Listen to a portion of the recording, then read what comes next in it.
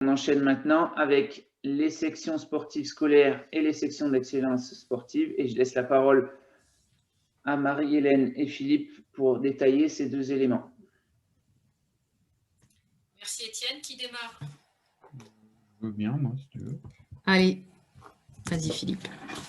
Je voulais déjà remercier Étienne pour le travail de préparation qu'il a fait. Alors, on sait que c'est son travail, mais franchement, le travail est remarquable et l'efficacité à souligner. Voilà, il y a un certain nombre d'outils qui sont sélectionnés, qui nous permettent de fonctionner.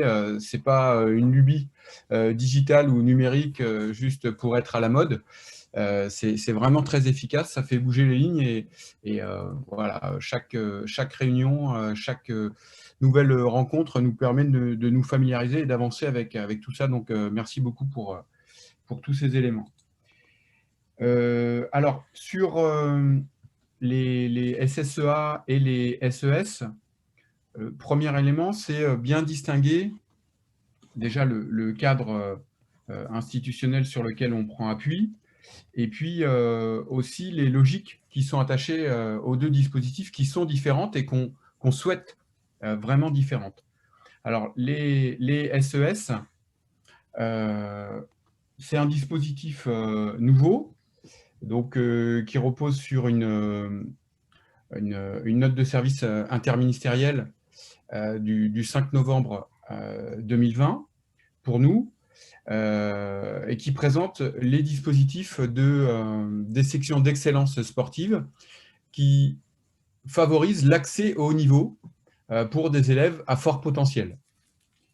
Donc, on distingue autour de ce libellé que forcément le cahier des charges et la logique profonde est différente de celle qu'on active sur les SSEA, puisque les SSEA ont pour vocation d'engager les élèves dans des doubles parcours, mais des doubles parcours biqualifiants.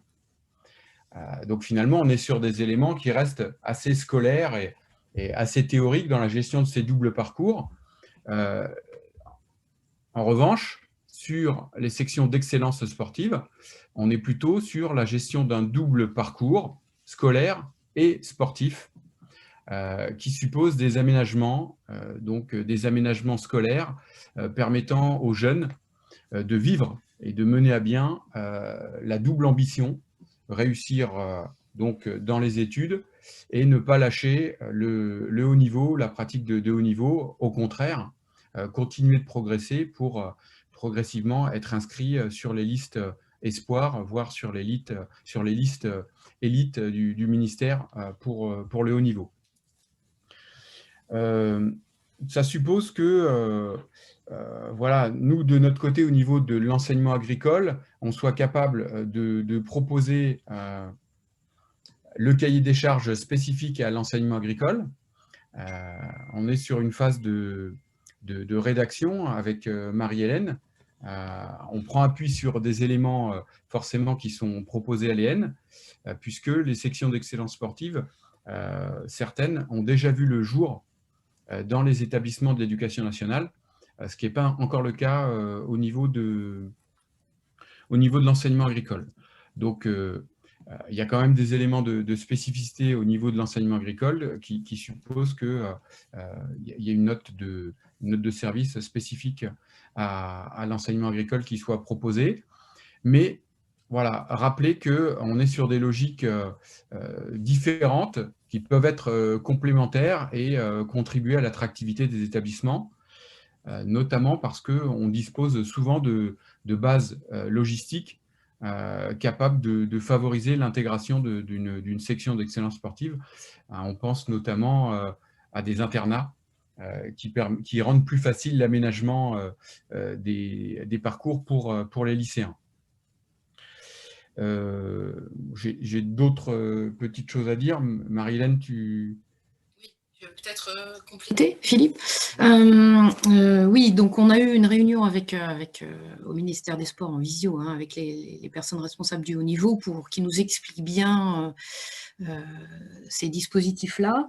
Donc, les sections d'excellence sportive doivent comporter des élèves doivent intégrer des élèves qui sont soit déjà identifiés sur des listes sportives de haut niveau, soit des jeunes qui sont en accès au haut niveau, soit des jeunes qui sont en détection. En fait, il y a 3 niveaux: détection, accès au haut niveau, haut niveau. Donc, c'est vraiment pour un public bien particulier.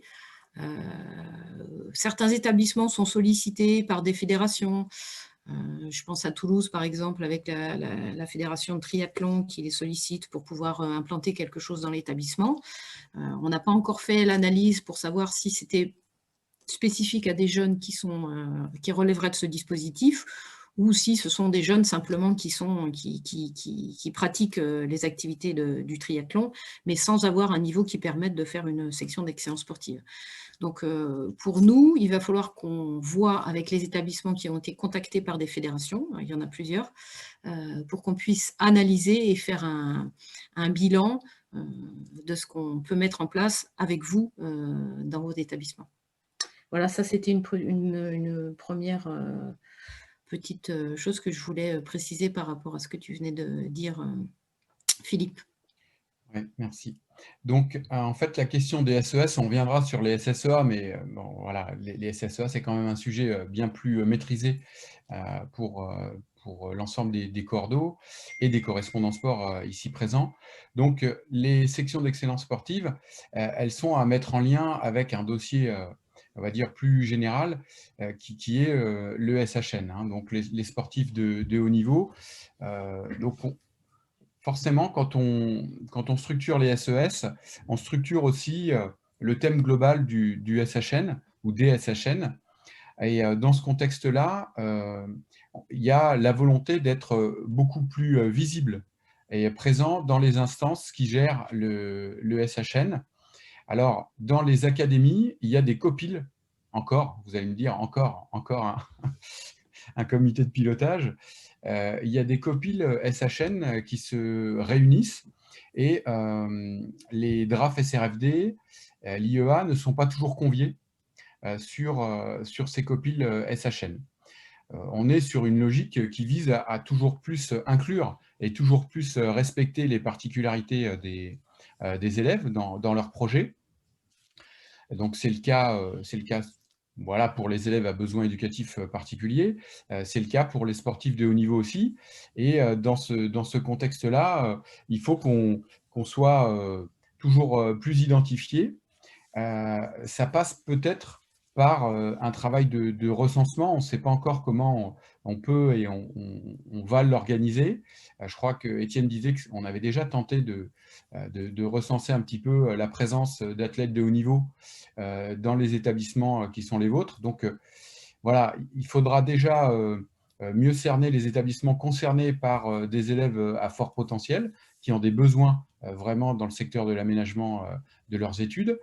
Et puis, ce faisant, demander à être représentés sur les copiles académiques SHN qui existent déjà. Donc, je sais que Nathalie Ardouin est présente ici et qu'il y en avait un hier dans la région Aura. Ça veut dire qu'on est déjà identifié sur cette région-là. Peut-être qu'on peut demander ici si différents correspondants sport ont déjà été sollicités dans leurs régions respectives pour participer à ces instances.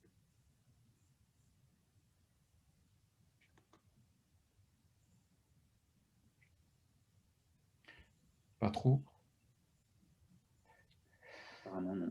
Bon. Voilà, donc Marie-Hélène, nous, la volonté, c'était de proposer donc une note de service courant septembre. Oui, c'est ça. On va essayer d'avancer. Alors, certains établissements sont déjà sur des dispositifs un petit peu particuliers, hein.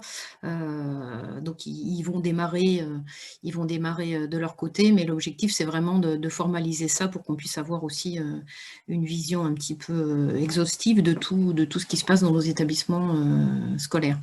Alors, ça peut s'adresser à des groupes d'élèves, ces sections d'excellence sportive, mais vous pouvez aussi avoir des élèves isolés dans vos établissements, sans avoir forcément de section sportive d'excellence. Vous pouvez accueillir parfois des élèves qui ont besoin d'avoir un enseignement adapté en fonction de la charge d'entraînement qu'ils ont. Donc, ça nécessite qu'on les connaisse aussi et qu'on les accompagne. Au niveau de la structuration du haut niveau au ministère, là, ils sont en train de nommer des gens qui s'appellent les RRHP, les responsables régionaux de la haute performance, qui seront répartis une personne, donc un responsable régional par région, par grande région administrative, et ils seront positionnés dans les CREPS. Donc ces gens-là seront vraiment aussi au service des jeunes sportifs de haut niveau isolés pour faire la liaison entre les différentes structures, établissements, fédérations, santé aussi, kiné, médecins. Donc leur travail, ce sera de mettre du lien et de pouvoir accompagner des jeunes qui seraient aussi en situation un peu isolée dans des établissements. Donc tout ça se met en place progressivement. Nous, on essaye de monter dans le train et puis de se tenir au courant pour après pouvoir vous aider aussi dans les établissements si vous avez le cas d'élèves qui se présentent avec ces profils-là. Voilà. Thierry a levé la main. Thierry. Oui, bonjour à tous. Moi, j'ai juste une petite question sur ces responsables régionaux. Est-ce que... Comment dire ça? Les responsables régionaux de la haute performance? Ouais. Oui. Ils sont identifiés où? Par qui, en fait? Par le ministère des Sports. D'accord. Et est-ce que dans les collègues, il y en a qui en ont déjà entendu parler? Parce que qui ne nous ait pas contacté, c'est une chose, mais en fait, ils ne sont pas du tout identifiés dans la profession. Ils ne sont pas encore nommés, Thierry. Mais c'est des gens qui ne sont pas forcément des enseignants de PS. Hein. Ah non, mais je sais bien. J'ai bien compris ça. Parce que nous, les élèves qui sont du haut niveau, ils quittent l'établissement, en fait. Parce que sur place, les structures, on est excentré, les structures fédérales des pôles et tout ça, elles sont sur Caen ou sur Rouen. Et donc, tous ces gamins-là, en fait, ils quittent l'enseignement agricole. C'est peut-être terrible, mais c'est comme ça. C'est ce qui s'est passé chez nous déjà 2-3 fois. Oui, donc ce que tu dis là, ça montre bien qu'il pourrait y avoir un suivi plus individualisé de ces jeunes-là. Et ces personnes-là qui vont être nommées auront pour mission justement de les accompagner de manière un peu plus individuelle. Et donc, ils vont être nommés à partir de septembre et ils seront basés dans les CREPS. Quand on aura la liste de ces gens-là, on vous fera suivre parce que c'est vrai que ça peut être intéressant pour vous quand vous accueillez un jeune sportif de haut niveau de pouvoir l'orienter aussi vers le RRHP, le responsable régional de la haute performance. Donc ça, c'est des informations qu'on vous donne en amont. Tout ça va se mettre en place progressivement. Oui, quelques éléments aussi pour compléter. Aujourd'hui, on n'a pas la volonté d'installer plus d'une dizaine de SES sur l'ensemble du territoire pour pas que ça dépasse nos capacités de gestion. Donc, il faudrait qu'il y ait une répartition aussi bien en termes d'activité physique un petit peu différente et puis de maillage sur le territoire un petit peu réparti. On va voir comment cette représentation peut apparaître, mais voilà, il y a cette volonté-là. Ce qui se dégage pour l'instant, c'est que les établissements qui répondent un petit peu aux critères, ce sont souvent des établissements dans lesquels un enseignant EPS est déjà très fortement impliqué dans le monde fédéral, voire dans un club qui a un accès à l'élite, dans le sport nommé.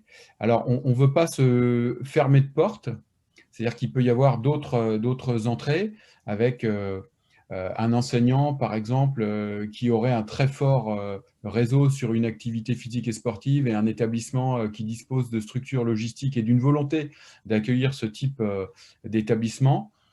Ça pourrait aussi être le cas, mais en tout état de cause, ce qui va être très très important, c'est ce que disait Marie-Hélène tout à l'heure, c'est quand même la capacité d'identifier des élèves à fort potentiel, donc des élèves qui ont déjà été détectés et qui peuvent rentrer dans ce que les fédérations nomment les plans de performance fédéraux. Ça veut dire qu'il y a une mise en lien obligatoire avec le monde fédéral. ALEN, c'est vraiment piloté par la fédération qui va identifier des établissements. Je pense que les particularités de l'Agri font que les DRAF SRFD, donc là, les rôles des correspondants vont être importants. Hein. Donc, identifier les structures, l'IEA, comment elle connaît aussi dans ses... Voilà, elle a la possibilité de cerner les établissements qui répondent au cahier des charges parce que la fédération ne dispose pas des plateformes permettant, enfin, on n'apparaît pas spécialement dans les bases aujourd'hui du monde fédéral. Donc, voilà, c'est peut-être à nous de faire le lien un petit peu et d'identifier parfois les établissements qui répondent à ces critères-là. Mais le lien avec... La question, c'est sur l'articulation avec les pôles. Il y a déjà des structures fédérales de haut niveau pour les jeunes. Oui. Bah, là, ça se rajoute à ça ou... Non, en fait, une SES, c'est là pour travailler vraiment à l'aménagement scolaire. Donc, il y a des élèves qui vont être, pour lesquels leur emploi du temps va être travaillé, aménagé, pour qu'ils puissent rejoindre les pôles dans l'après-midi, en soirée, etc. etc. Donc, parfois, c'est complètement complémentaire, quoi. Et puis parfois, il y a des structures d'entraînement qui vont se dérouler quasiment dans l'établissement ou dans la structure de l'établissement. Parfois avec le club. Là, j'ai des exemples qui me viennent en tête avec des structures qui fonctionnent déjà sur du haut niveau.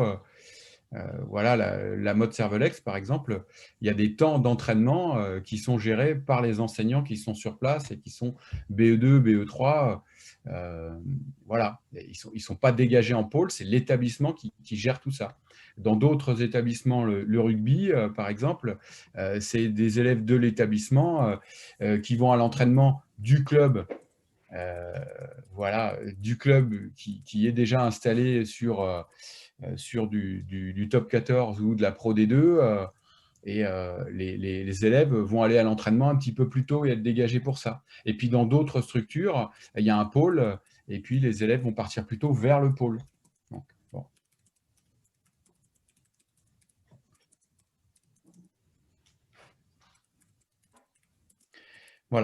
Voilà pour les informations dont on dispose sur les SES.